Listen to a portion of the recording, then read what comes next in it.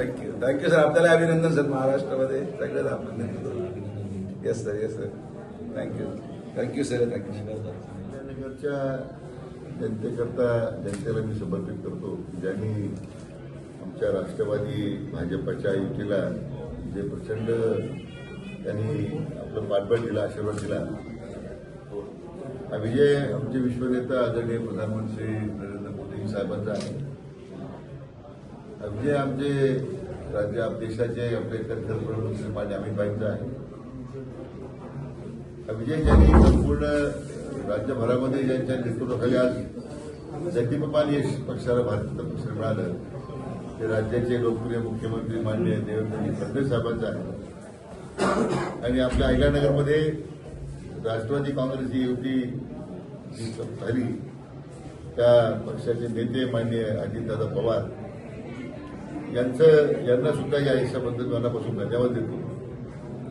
मला मनापासून या शहराचे लोकप्रिय आमदार माननीय संग्रामभाई जगताप आणि आपले डॉक्टर सुजय विखे पाटील या दोघांनी अतिशय परिश्रम घेतले आणि युती अभेद्य राहिली. मला त्या दोघांच्या कष्टाचं फळ आपल्याला आज पाहायला मिळतं की 68 पैकी 52 जागा अहिल्यानगरच्या इतिहासामध्ये एवढं मोठं यश प्रथमच मिळालंय. त्यांचं सुद्धा मी दोघांचंही मनापासून अभिनंदन करतो. एकंदरीत आपण पाहिलं तर खासदार सुजय निलेश लंके आहेत, मात्र एकही जागा तुतारीला पक्षाला आलेली नाही. उभाटाही कुठंतरी एका जागेवरच विजय झालेला आहे. एकंदरीत मला वाटतं जनतेने ज्यांना नाकारलं त्यांच्याबद्दल काय प्रतिक्रिया देणार, त्याच्यात जनतेनेच ती प्रतिक्रिया नाकारून व्यक्त केलेली आहे. त्यांनी आरोप केले होते की भारतीय जनता पार्टी दबाव आणते, दबावाचं राजकारण करते, पैशाचं राजकारण करते, असं त्यांनी आरोप केला होता. जनतेने आता लोकशाही पद्धतीने उत्तर दिलं. ईव्हीएमवर पुन्हा शंका घेण्याचे कारण अरे आता निवडणूक आयोगावर आता शिवसेनेचे नेते, आता उभाटाचे नेते आरोप करायला लागले.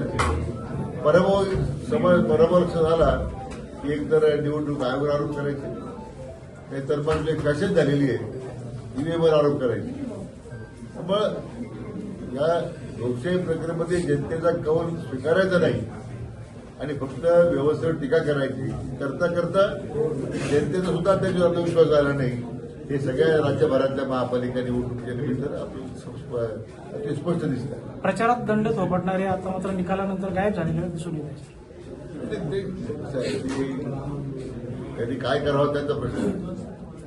आम्ही एक विशेष ते कार्यक्रम घेऊन जनतेसमोर गेलो होतो. आमदार संग्रामभाई जगताप असतील, डॉक्टर सुजय असतील, त्यांनी विश्वासाचं एक विश्वासक असं शहर म्हणजे अहिल्यानगर शहराचा विकासा करता लोकांना आश्वासन दिलं होतं आणि लोकांनी त्याच्यावर विश्वास ठेवलाय, शिक्कामोर्तब केलाय.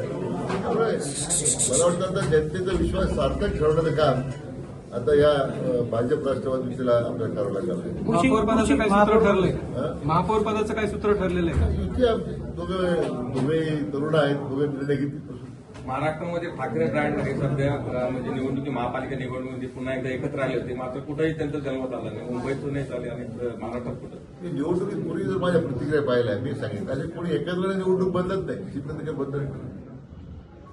असं की ही लोकशाही पद्धतीमध्ये जनता जो आपल्यासाठी झगडतो, काम करतो, त्याच्यासाठी जनता त्यांच्या बदल उभे राहतात.